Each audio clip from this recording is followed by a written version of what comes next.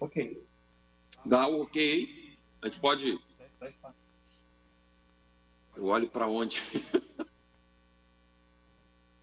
Tá.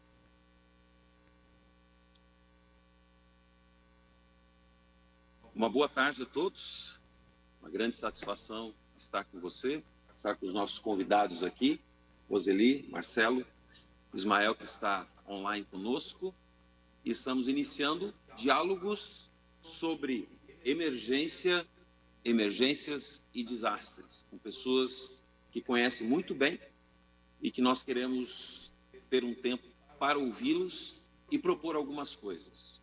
Então, nós queremos, antes de tudo, agradecer aos nossos apoiadores, a Irene do Brasil, que promove esse evento, a RAP, Rede de Apoio Psicossocial, apresentado pelo Marcelo aqui, a Cruz Vermelha, através do Ismael, temos o Teach Beyond também, organização cristã de educação, temos o SEAC, que gentilmente nos cede esse espaço, SEAC Vida Nações, aqui em Gramado, e queremos agradecer também a gentileza do senhor Hilário com o Hotel Sky, onde podemos então ter os nossos queridos convidados usufruindo desse belo local. Nós temos visto o que tem acontecido no nosso estado, especialmente no mês de maio, com os desdobramentos que nós vemos ainda nesse tempo de reconstrução. E é pensando nisso e pensando em algumas coisas que vamos repartir aqui que nós queremos convidar você a fazer parte desse tempo de reflexão, de reencontro com a esperança.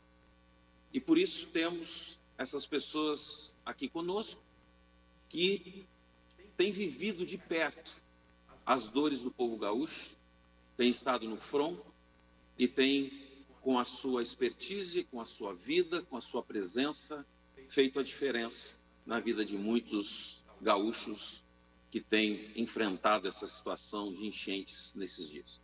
Eu quero deixar que eles se apresentem e nós vamos ter aqui uma conversa, uma roda de conversa, de amigos, tá certo? E queremos ter essa oportunidade de propor algumas coisas, de pensar primeiramente sobre isso e caminharmos juntos, ok? Então, primeiras damas, quero passar a palavra já de pronto aqui para Roseli Kenrich, e ela vai se apresentar, e depois nós vamos seguir aqui com os nossos outros convidados. Roseli. Olá, todos e todas. É um prazer nós estarmos juntos nessa conversa. É um grande. Eu sou professora, mais de 40 anos na atividade da psicologia. Estou casada com o Felipe, temos 2 filhos, um rapaz e uma moça, já sou avó também, da Lavi e da Lid. E aqui, então, nós estamos falando sobre a questão dos desafios que nos atingem nessas emergências e desastres. Eu vou passar, então, agora para o Marcelo, para ele se apresentar também. Eu também sou terapeuta familiar sistêmica, trabalhando junto com o Irene, e estamos envolvidos nessa tarefa de cuidar. Bom dia. Então, sou Marcelo Perpétuo, sou formado em Teologia, consequentemente sou pastor já há muitos anos. Também tenho uma formação em Psicologia Clínica, uma especialização em Psicologia das Emergências e Desastres. Sou um dos membros fundadores da RAP, que é a Rede de Apoio Psicossocial, que tem atuado aí em diferentes contextos e cenários humanitários, né? Seja Brumadinho, Rio de Janeiro, a própria situação que atinge o nosso estado, estamos diretamente envolvidos também.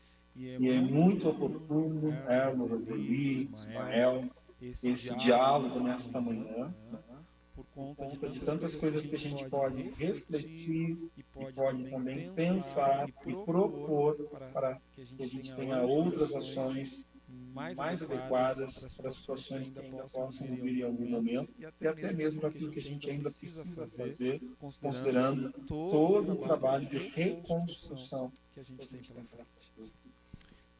Ismael, por favor. Olá, bom dia. Agradeço o convite.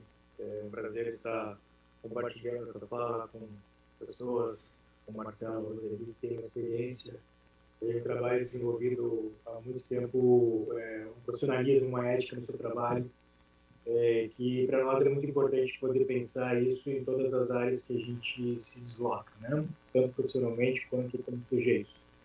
Eu sou psicólogo de formação, atualmente presidente estadual da Cruz Vermelha do Rio Grande do Sul. Eu trabalho, embora a minha estrada tenha começado dentro do apoio psicossocial e psicologia das emergências e desastres, né, dentro da área humanitária, nos últimos anos eu tenho focado um trabalho mais específico para negociação humanitária e governança humanitária também, bem como operações que aí já faz parte de uma outra experiência de campanhas humanitárias que a gente percorre ao longo desses anos, né?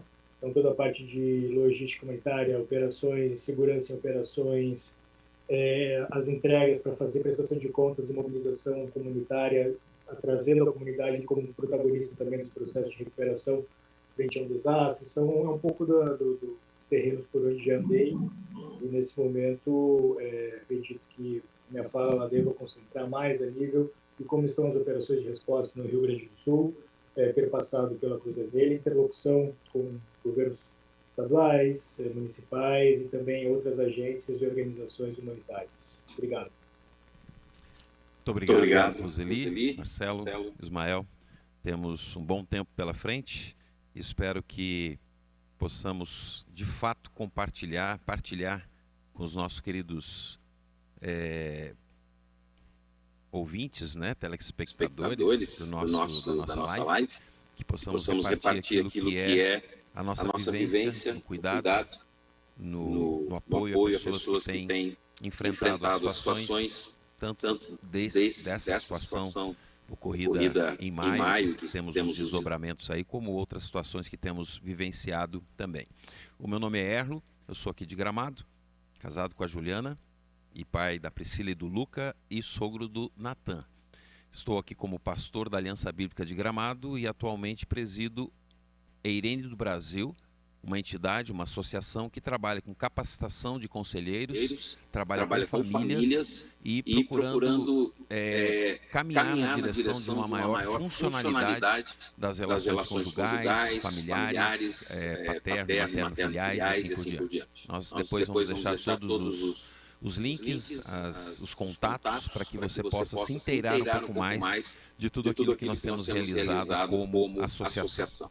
Pois bem, queridos, águas, muitas águas, um verdadeiro dilúvio.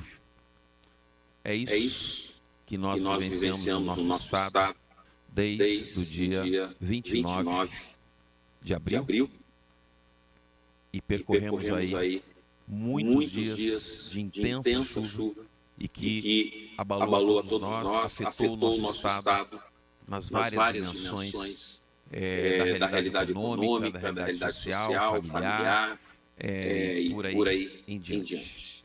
Eu queria introduzir esse nosso tempo uma reflexão rápida a respeito das águas. As águas são vida. 60% do nosso corpo é feito de água. 70% da terra é constituída de água. Sem água a gente não vive. Pode viver de jejum alimentar muitos meses ou muitos dias. Mas de água, máximo 3, 4 dias. Nós precisamos da água. A água é vida. Mas no mês de maio, a água também significou morte. Significou desastre. Significou invasão de casas, invasão da realidade da vida, de Porto Alegre, de tantas cidades às beiras dos grandes rios do nosso estado. Um tempo extremamente complexo, delicado, ceifando vidas. Costumava dizer que eram terras que desciam das encostas dos morros das cidades serranas e as águas que subiam do rio Guaíba, do Jacuí, do Taquari e assim por diante. Um tempo extremamente difícil para todos, um verdadeiro dilúvio. Mas o que eu gostaria de dizer para todos nós, para nós que estamos aqui participando dessa live, para todos que estão nos ouvindo e vendo, de que nós podemos ter uma palavra de esperança. Vida também é esperança. Há um texto bíblico que nos ajuda a refletir sobre isso, sobre as muitas águas, mas que águas podem nos trazer esperança. Jesus falou de si mesmo: eu sou a fonte de água viva. Quem beber de mim não vai ter sede. Obviamente, falando de uma sede espiritual que você e eu todos nós temos. E nós precisamos beber de uma fonte que é eterna, de água límpida.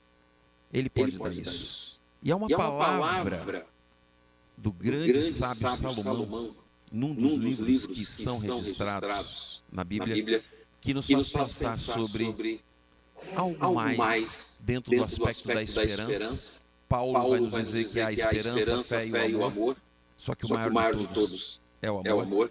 E esse texto, ele é elucidativo para isso. Preste atenção, gente. As muitas águas não poderiam apagar o amor, nem os rios afogá-lo. As muitas águas não têm como submergir o amor. E nós temos percebido no estado dilacerado por essa dor, nós temos percebido o quanto o amor, a solidariedade, o cuidado tem crescido e tem sido despertado em pessoas que talvez a si mesmas não se imaginavam como pessoas auxiliando outras. E nós temos visto uma rede de apoio, temos visto um mar imenso de gente se preocupando com outras pessoas. Então, os rios, as águas, o fogo, seja o que vier de desastre, de situação caótica, lembrem-se, o amor vence tudo. E esse amor tem nome. A Bíblia também nos ensina que Deus é amor. E Ele amou tanto, mas tanto a cada um de nós, que Ele mesmo veio na pessoa do seu Filho. Então nós queremos isso. Essa é a nossa base, esse é o nosso fundamento. Queremos isso. E por querermos isso, nós ousamos ter esse tempo juntos. Então, tendo isso por pano de fundo, queridos, eu quero lançar duas perguntas para nós iniciarmos a nossa reflexão aqui. Uma, ela se volta um pouco mais ao passado e outra ao futuro. Aprendi isso com a professora dos nossos cursos, nossa querida Vera Kennedy, que num determinado contexto lançou esse desafio. Estamos aqui para conversar não o porquê estamos, mas o para que estamos. E esse é o tempo, né, Roseli, Marcelo, Ismael, que pede isso, um olhar para o futuro, um olhar com expectativa, com perspectiva, com esperança. A gente quer sair daqui com isso e uma proposta, uma proposição para você no final do nosso encontro. Então, por que estamos? Nós temos um histórico recente trágico. Então, aproveitando, queridos, a expertise de vocês, as vivências de vocês em catástrofes, em situações de sofrimento, eu gostaria muito que cada um deles, ao seu tempo, possam refletir e trazer-nos palavras a respeito disso.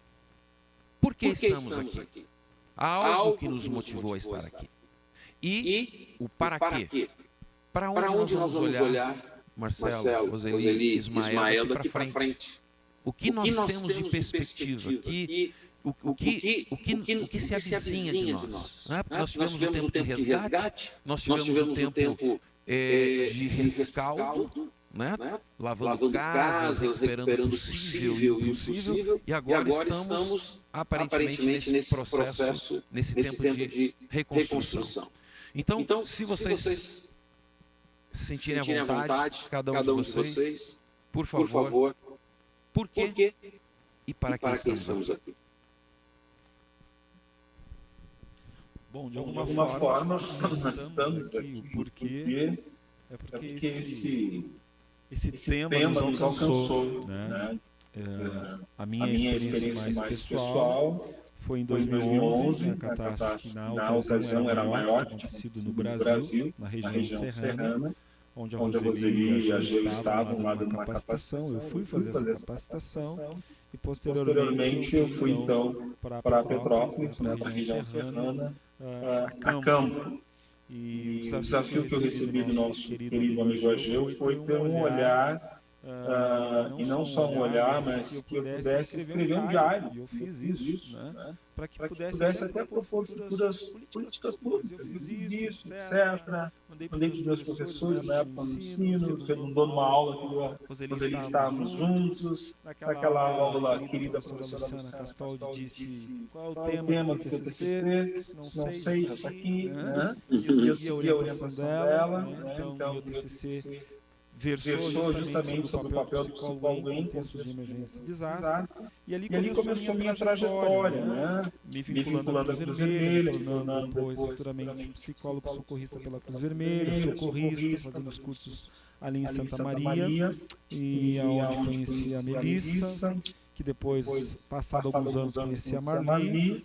E a gente então, como consequência de tudo isso, colocou em prática um projeto que a gente vinha gestando, que era a ideia de ter um grupo com características brasileiras, que foi onde nasceu a RAP em 2019, naquele crime ambiental em Brumadinho. E de lá para cá, então, muitas ações temos feito, muitas capacitações em diferentes lugares do Brasil, né? Mas a gente tem plena consciência que é muito pouco frente ao que nós temos enfrentado e o que aconteceu no nosso estado, né, que é o que temos de maior catástrofe do Brasil hoje, mostra o quanto nós ainda não estamos preparados para eventos desta magnitude.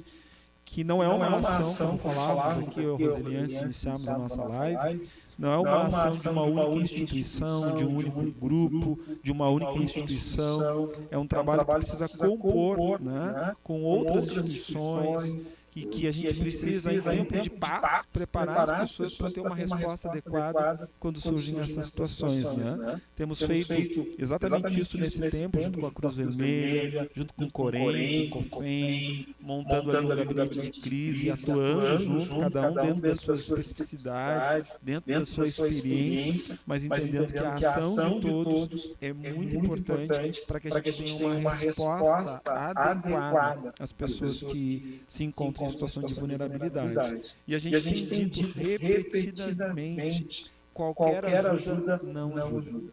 Então nós temos visto que muitas igrejas, inclusive estamos falando de uma delas aqui de Gramado, mas em Porto Alegre, o nosso prefeito pediu para que as igrejas se transformassem em abrigos, né? Que foi uma resposta também às necessidades, onde as pessoas se sentiram amadas, cuidadas, onde a compaixão e a graça se fez presente. Mas a gente percebe que mesmo nesses espaços eclesiásticos há espaço para melhorar esta voluntariedade. E é isso que eu entendo que isso é parte daquilo que nós vamos falar, de como a gente pode fazer isso num outro momento. Roseli? Uma das coisas que nós discutimos, estávamos pensando aqui juntos também, é a minha trajetória. Eu fiquei pensando sobre isso. A minha trajetória começou há muitos anos atrás. Nós temos um elo de ligação aí, né, com a Cruz Vermelha. Quando eu era jovem, eu fiz o curso de auxiliar de enfermagem pela Cruz Vermelha. Foi minha primeira experiência de cuidar, então, de pessoas mais diretamente. Depois eu fui fazer a faculdade de psicologia e lecionei também, fiz em São Paulo, lecionei. E essa área do cuidado sempre foi uma área assim, que me despertava bastante. Até porque, tendo passado por um burnout, naquela época com menos de 30 anos de idade, né, eu me questionei e me dei conta de que eu havia sido formada, bem formada, para cuidar de pessoas, mas não tinha sido preparada para o autocuidado, para cuidar de mim mesma. Né? E para mim isso foi um choque e também um starter para começar a pensar nessas questões. né? Então, quando eu estava ali no hospital, olhando o teto e pensando, meu primeiro filho tinha nascido, o que eu estou fazendo da minha vida se eu não cuido de mim? E isso, então, se tornou um starter para começar a pensar essas coisas. Depois, voltando aqui para o Sul, que eu fiz a especialização em terapia familiar sistêmica, onde eu também atuo, e, em seguida, o mestrado, cuja pesquisa, então, exatamente foi sobre a área do cuidado. Então, da dissertação de mestrado surgiu esse livro, né, que é o Cuidando de Quem Cuida, e depois, na decorrência, o Para Não Perder a Alma, o Cuidado aos Cuidadores, que tem sido mais, vamos dizer, um trabalho mais voltado aos cuidadores das diversas profissões de relação de ajuda. Né? Então, aí entram médicos, pessoal da enfermagem, pessoal do direito, professores, físios, odontos. Então, vamos dizer assim, eu tenho esses dois lados, o lado de dar aulas, palestras, eventos, para todas essas profissões de relação de ajuda, e o consultório, né? que é o lugar que eu digo assim, que é o sagrado, onde eu escuto as pessoas que cuidam de outras pessoas. Então, depois assim, da minha formação, quando saíram os livros, o Ageu também me convidou para dar essa capacitação lá em Teresópolis, onde o Marcelo esteve, e foi uma experiência assim, muito forte, porque a primeira impressão que nós tivemos ao entrar na cidade, tinha uma praça com muitos painéis com as fotografias das pessoas desaparecidas, com as fotos ali. Aquilo foi assim, uma primeira aterrissagem no que nós estávamos vivendo, né, Marcelo? E eu me lembro que a gente foi numa igreja que também estava servindo, então, de abrigo para os corpos, que ainda não haviam sido identificados. Estavam todos no subsolo, na garagem dessa igreja. E essa recordação eu tenho até hoje, porque era um cheiro horrível na rua. Né? E as pessoas, então, iam ali reconhecer os seus parentes. Então, a gente fez essa capacitação, tinha pessoas do Brasil inteiro, como agora no Rio Grande do Sul, ajudando ali, se solidarizando. E uma lembrança que eu tenho de uma bióloga, que a gente estava conversando com ela, ela disse assim: Roseli, eu não tenho problema nenhum de puxar cadáver debaixo da lama. Eu tenho medo da hora que eu chegar em casa. Né? Porque ela estava se dando conta de que ela estava vivendo muitas coisas ali sem tempo de processar. Então, o meu trabalho, depois disso, aliás, nós tivemos uma capacitação de Irene em Blumenau, né, Marcelo, antes de nós, né, onde estavam outros colegas, Ingrid, Ageu, Catito, e em Blumenau eu não estive, daí estive em Teresópolis. E a partir disso, essas coisas começaram a reverberar dentro de nós, o Marcelo mais na linha de frente, e eu mais na reflexão, nas palestras e no cuidado mais de perto. Então, isso agora também com a SOS Global, preparamos pessoas também para ir para o Havaí, perdão, para o Haiti, né? Já estou mudando aqui o contexto, e pessoas que queriam ajudar lá, né? Então houve várias capacitações onde a gente teve esse privilégio de participar e aprender juntos também. E agora mais recentemente, então, aqui no Sul, eu acho que quem é de fora não tem a dimensão da devastação realmente de tudo que a gente tem vivido. Então, tenho atendido pessoas que perderam tudo e tenho atendido pessoas que atendem esses que perderam tudo. Né? Então, a gente se sente profundamente... Desculpa, como família, tiveram que sair da sua casa para... Também, não chegamos a ficar flagelados, mas de alguma forma todos nós fomos afetados, temos parentes que perderam tudo. Então, isso nos impacta como um todo. E a ideia hoje é de estar aprendendo com os colegas também, o Ismael, que estou tendo o privilégio agora de conhecer, assim, espero conhecer pessoalmente também. E então, o meu porquê de estar aqui vem disso, dessa trajetória. Ismael. Escutando a Roseli e o Marcelo... Né? Desculpa, mas se pudesse falar um pouco mais alto. Então, aqui, está melhor? Isso.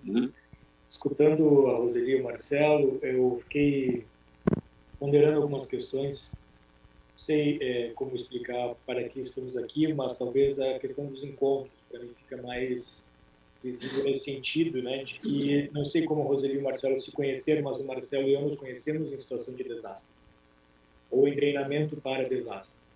E desastres, embora eles tenham uma característica de sofrimento e dor muito intenso, eles também providenciam e promovem encontros muito potentes que depois se tornam históricos, né? Tenho muitos amigos que fiz dentro dos desastres, os laços, né, elãs muito grandes, como é o caso do Marcelo, como é o caso da RAP com a Melissa Couto, que é anterior ainda, né? A Melissa Couto também é da Cruz Vermelha, foi quem iniciou um processo de saúde mental de gerenciamento lá em Santa Maria. Então, depois que a gente conhece as nossas referências, né, a Melissa Couto sendo uma referência para nós em saúde mental em emergência de desastres, a gente conhece essas referências, passa a trabalhar com elas, cria um vínculo, e esses vínculos eles ficam fortalecidos de tal maneira que passa 1 ano, 2 anos, um desastre e o outro, e ele se mantém, a gente vai atualizando e treinando e se capacitando e desenvolvendo cada vez respostas mais efetivas, mais eficientes, mais rápidas e mais humanas, né? Então, para que não sei dizer, mas com quem sei com quem estou. E esses profissionais, eles garantem, né? Esses encontros garantem que a gente tenha uma resposta muito mais eficiente, muito mais humana. A gente vem aprendendo ao longo do tempo, a gente vem aprendendo com um desastre após o outro. E sobre a situação que nos podemos aguardar para os próximos capítulos, pensando no Rio Grande do Sul, bem, o maior desastre da história do Brasil, um câmbio climático que a gente não pode mais negligenciar isso. Já faz tempo, mas agora creio ter ficado muito mais claro para diversos componentes da sociedade civil, tanto do componente federal, estadual, municipal, da esfera pública, da esfera privada, do terceiro setor. No ano passado, enfrentamos duas calamidades no Vale do Taquari, uma após a outra. Iniciamos os trabalhos em setembro, em novembro fomos acometidos por outra, e quando eu deixei o Vale do Taquari, porque eu fiquei 4 meses lá trabalhando na recuperação das comunidades, quando eu saí do Vale do Taquari em dezembro, tínhamos já um entendimento que viriam outras, e já uma previsão para abril. Dia 29 de abril, estávamos lá em Lajeado, numa oficina de lições aprendidas com a USAID, que é a agência do governo norte-americano para resposta a desastres. E dia 29 de abril começou a chover. Durante a oficina de lições aprendidas do desastre do ano passado, começou a chover e não parou mais. Tínhamos a tentativa de uma preparação, mas as coisas elas tomaram uma proporção muito maior. Isso que é desastre. Desastre é aquilo que a gente não consegue dar conta.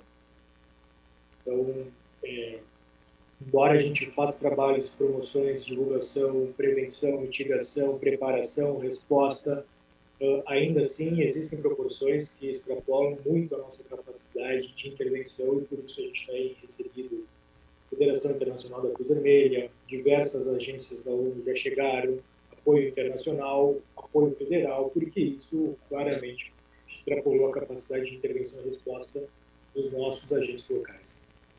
Se em setembro tivemos uma chuva histórica no Vale do Taquari, em novembro a segunda histórica, abril a maior histórica de novo, qual é a grande característica do que vem acontecendo no Rio Grande do Sul, pensando a nível de resposta e recuperação? Ainda, infelizmente, meu caro, a gente ainda não avançou para a fase que o senhor falou, que é de reconstrução, que a fase da limpeza já teria sido concluída. Na verdade, em muitas localidades, muitos bairros, muitos municípios, a fase de limpeza ainda nem iniciou. E isso é uma característica.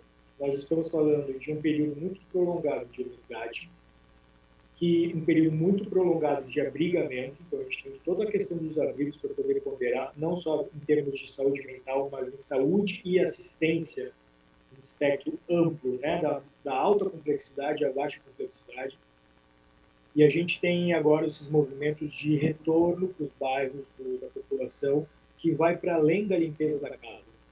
Porque quando limpamos a casa de uma família e deixamos ela habitável novamente, Se a rua ainda concentra uma grande quantidade de lixo, a gente está falando de um risco sanitário, um risco de doenças iminente.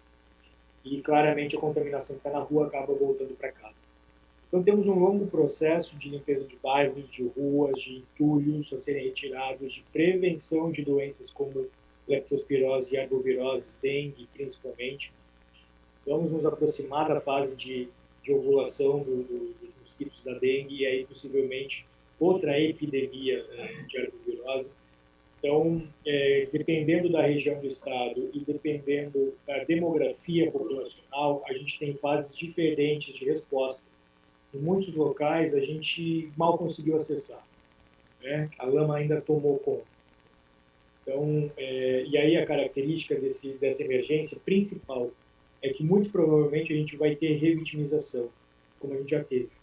As chuvas que iniciaram em 29 de abril, tomaram dia 1º, 2, 3, 4 e 5 de maio, depois, 2 ou 3 semanas depois, voltou a chover e voltou a alagar. Quando a água baixou, nas últimas 2 semanas, tivemos novas chuvas e novos alagamentos. Então, o que nem as comunidades internacionais de resposta humanitária estavam preparadas, e aí a gente tem conversado muito sobre isso, a reincidência dos fenômenos climáticos na resposta a essa emergência. Nós estamos respondendo, e foi algo que a gente viveu ano passado lá no Vale do Taquari. Nós estamos vivendo a emergência, respondendo à emergência, tendo condições de gerenciamento de abrigos de forma humana e digna, tentando entrar na fase de limpeza de superfície, limpeza de ruas. Desculpa, eu tenho falado tanto espanhol ultimamente porque as equipes mais espanholas têm faltado algumas palavras. Compreensível, né? As limpezas das ruas, as limpezas dos bairros, mas a gente tem provavelmente novas incidências de chuva que voltam a alagar. Puxa. Então, essa é uma característica de revitimização, de reincidência de eventos climáticos que a gente precisa estar muito atento, e isso dificulta nosso trabalho e prolonga ele muito. Eu quero dizer, recursos humanos, recursos financeiros e tempo hábil para conseguir responder, né? A gente está aí correndo atrás de uma captação não só financeira, mas humana, porque o voluntariado ele tem um limite. Sim. E agora devem entrar equipes profissionalizadas, porque senão a gente não sustenta isso tudo que a gente ainda tem por vir no Rio Grande do Sul. Mas pensando assim, como fases de resposta, resgate, abrigamentos, e aí quando as famílias retornam para as casas, a parte de recuperação e reconstrução, né? Que é aí quando a gente entra com os programas de meio de vida.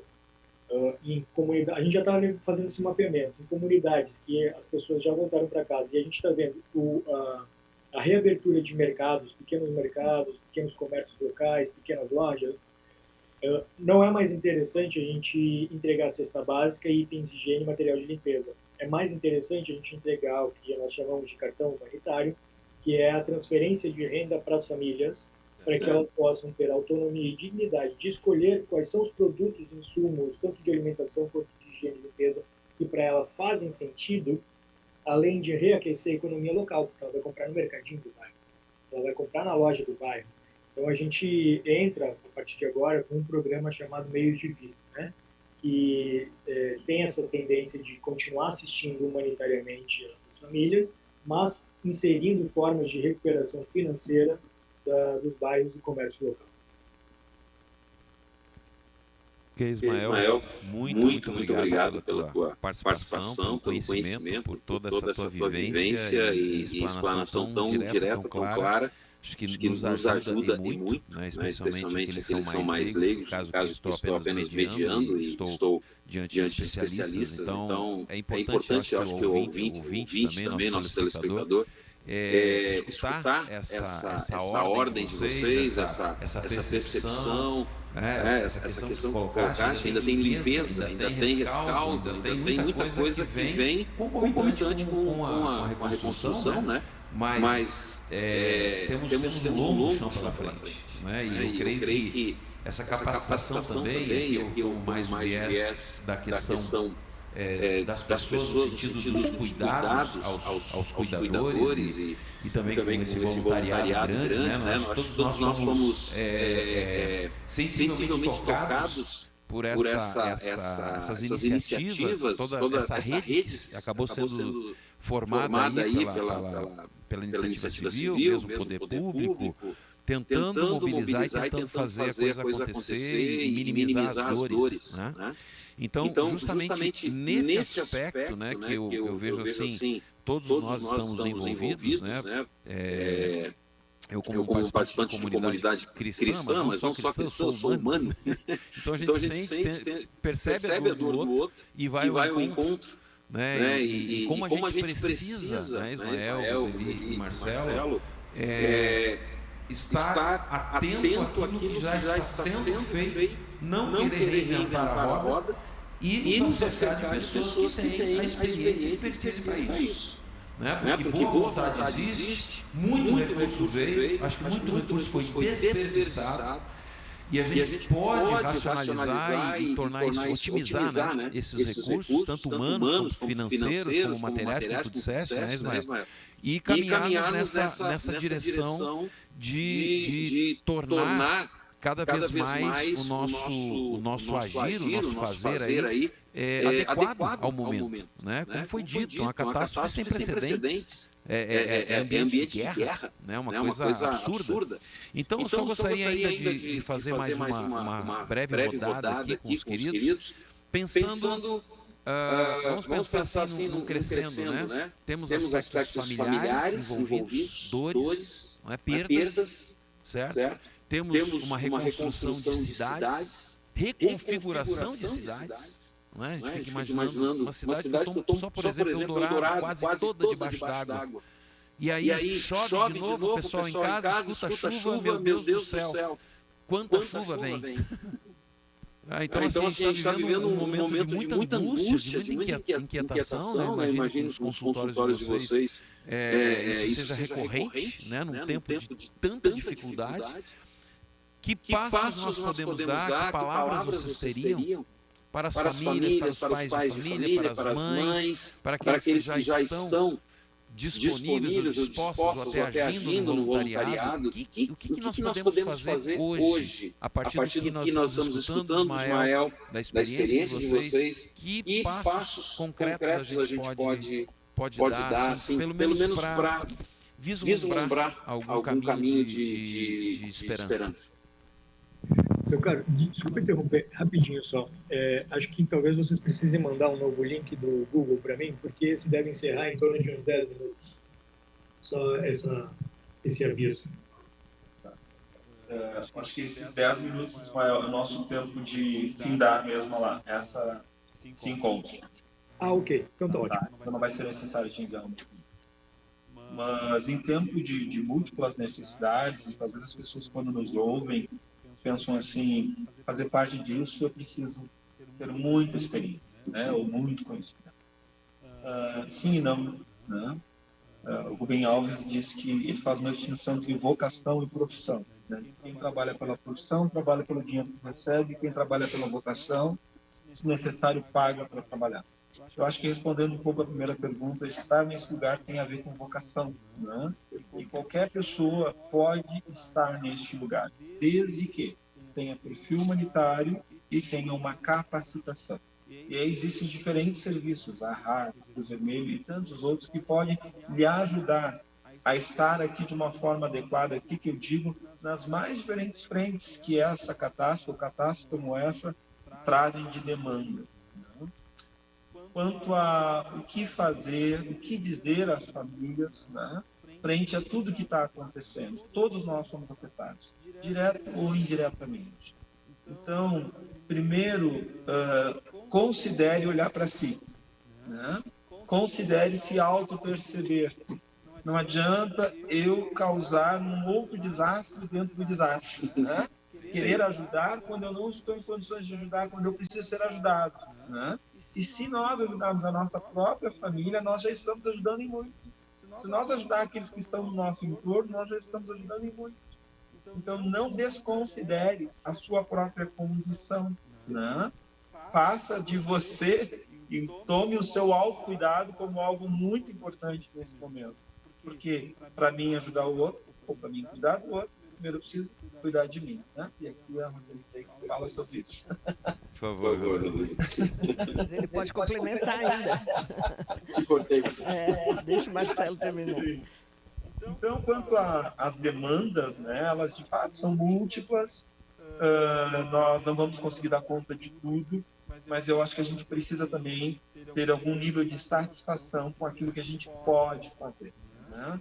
E satisfação porque ajudar o outro, ajudar o próximo também nos traz satisfação, isso, certamente, né? E cada um de nós tem feito aquilo que pode fazer e está tudo bem. Eu tenho ouvido muitas pessoas se sentindo culpadas e eu entendo isso como uma falsa culpa, porque eu devia estar lá, porque eu devia fazer isso ou aquilo. Não, vai para além. As demandas são muito maiores do que aquilo que a gente pode atender agora. Então, cada um de nós, dentro dos nossos dons e talentos e possibilidades, vamos prestar aquilo que está ao nosso alcance. E lembrando, precisamos respeitar os nossos limites. Então, para mim é muito claro o tempo que eu estou e o tempo que eu tenho que sair, o tempo que eu preciso me reabastecer, o tempo que eu preciso correr, que eu preciso fazer minha atividade física, que eu tenho que cuidar do meu sono, que eu tenho que cuidar da minha alimentação. Então, o autoconhecimento é muito importante nesse sentido, para que a gente não exceda nas nossas ações e torne aí um problema também, tanto para nós como para aqueles que estão no nosso entorno. Então, cuide de si, faça o que está dentro do seu alcance, se qualifique para esse cenário, se você deseja estar participando de alguma maneira, né, mais direta. Existem excelentes instituições que podem te dar os recursos para você trabalhar como um voluntário capacitado. Isso eu acho bem importante que o Marcelo colocou, de se preparar, né, de estar apto para essas intervenções e essa questão do autocuidado. Lembrando que nem Jesus curou todas as pessoas com quem ele teve contato, né? Então, eu fico pensando que a gente vai fazendo dentro daquilo que a gente pode. Eu sempre digo, comece do possível, não do ideal.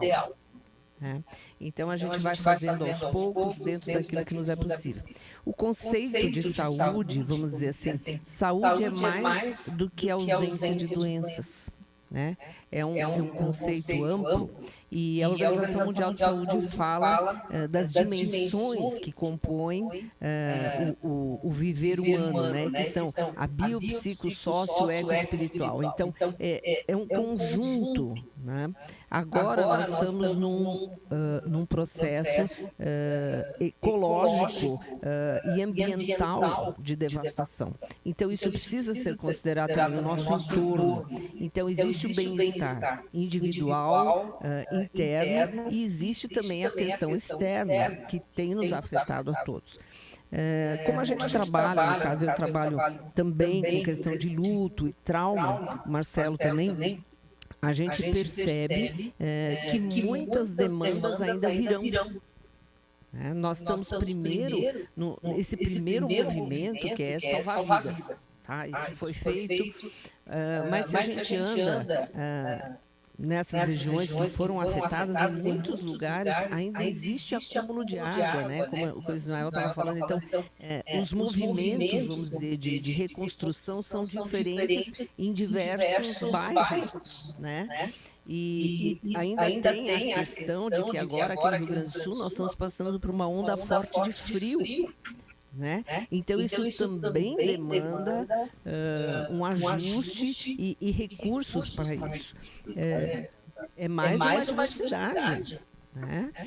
Então é importante a gente se dar conta de que nós vamos passar ainda muito tempo lidando com essas demandas. Então, bem importante, como o Marcelo disse, essa questão do autocuidado. Vamos tirar um tempo para, na medida do possível, ter o sono regular, restaurador, na medida do possível, fazer uma alimentação saudável, ter alguma atividade física, né?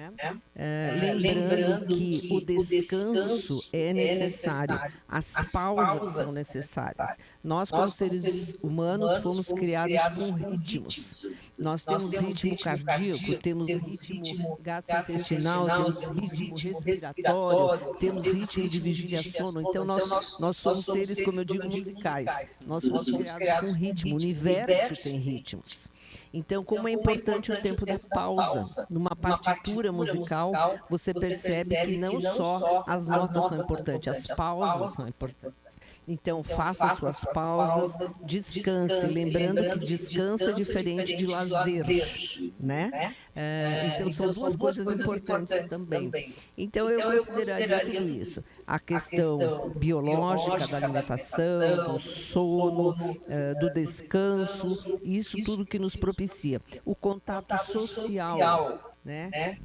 Manter o humor. Se a pessoa percebe que está com o humor desgastado, que está passando por altos e baixos muito fortes, busque orientação médica, eventualmente com algum suporte. Não tome medicação se não for prescrita. Então, esses cuidados que a gente precisa ter também.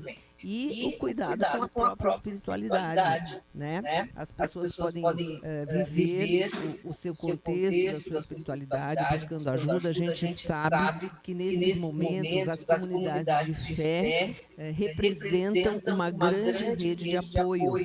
Então, poder contar com isso também e em todas as dimensões. Okay. Muito obrigado, Roseli. Nós estamos caminhando para o final da nossa live. Quero só pontuar uma coisa.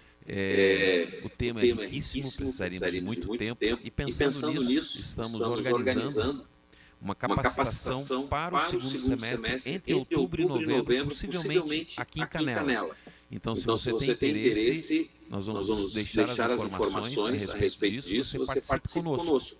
Então, vamos ouvir o Ismael ainda e eu faço as considerações finais por estarmos premindo no tempo. Tá certo? Fica com gostinho de quero mais, pelo menos eu gostaria bem mais, né? Como mediador, eu sou privilegiado.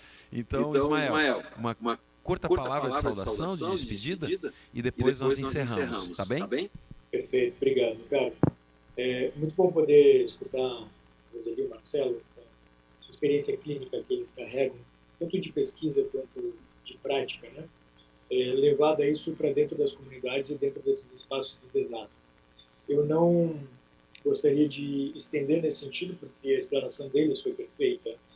Apenas agregar o que nós temos visto de clínico dentro das comunidades. Nós montamos 3 pontos de saúde avançado no bairro Matias Velho, em Canoas, que é o maior bairro da América Latina. Né? A gente está falando aí claramente de mais 120 mil pessoas. 3 pontos de saúde não é nada, mas dentro do que a gente tem visto, os atendimentos clínicos médicos que a gente tem atendido no geral, como, por exemplo, troca de receitas, sintomas gripais, sintomas de leptospirose, cortes, né? Atendimentos para a comunidade mesmo, eles estão vindo todos associados, todos, é impressionante. Claro, não vou dizer 100%, mas assim, bota uma margem acima de 90%, associados com sintomas de estresse agudo, ansiedade, crises generalizadas de ansiedade, e se encaminhando aí para um possível TEP, né, para um transtorno pós-traumático, que vai repercutir depois, claro, como a gente está numa população muito vulnerável, que nem sempre acessa consultas particulares, que não chega nos nossos consultórios, vai demandar da rede pública. Né? Mas aqueles que chegarão muito provavelmente já com esses claros quadros que a Roseli e o Marcelo pontuaram muito bem, e aí toda uma questão de trabalho em cima disso, de pesquisa em cima disso, vai se fazer necessário. Ok, Ismael, me perdoe interromper, nós temos que concluir a nossa live, mas agradecemos muito a tua participação, muito obrigado, Roseli, Marcelo, e gostaria de encerrar só com uma palavra de esperança que nós encontramos na própria revelação do nosso Criador. Uma carta de Pedro. Na carta de Pedro, quando é dito assim, ele faz um agradecimento a Deus, dizendo: bendito seja o Deus... Desculpa. Eu preciso tirar o óculos. Bendito seja o Deus e Pai de nosso Senhor Jesus Cristo, que segundo a sua grande misericórdia nos regenerou para uma viva esperança mediante a ressurreição de Jesus. Essa é uma esperança viva que nós temos que levar em consideração também em face a tantas situações que temos vivido. Então, uma viva esperança, foi o tempo?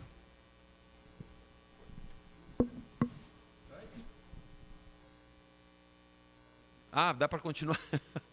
Eu estava premido no tempo, eu não queria que fosse essa correria no final. Mas, em tempos como esse, de tanta notícia complicada e sem uma perspectiva para muitos de futuro, com perda de vidas, com perda de casas, de tantas coisas, a gente precisa de alguma maneira olhar para... A gente olha para algum lugar, né? A conta do banco não vai resolver esse problema, pessoas não vão, por mais que nos consolem e nos confortem, e são importantes, não vão nos dar aquele senso de sentido de vida. Então, quando se fala de viva esperança, é algo que ultrapassa essa vida aqui, ultrapassa a morte. E foi só Jesus que disse: quem crê em mim, ainda que morra, viverá. Por isso que o destaque da nossa mensagem é a ressurreição. É saber que a vida não termina aqui.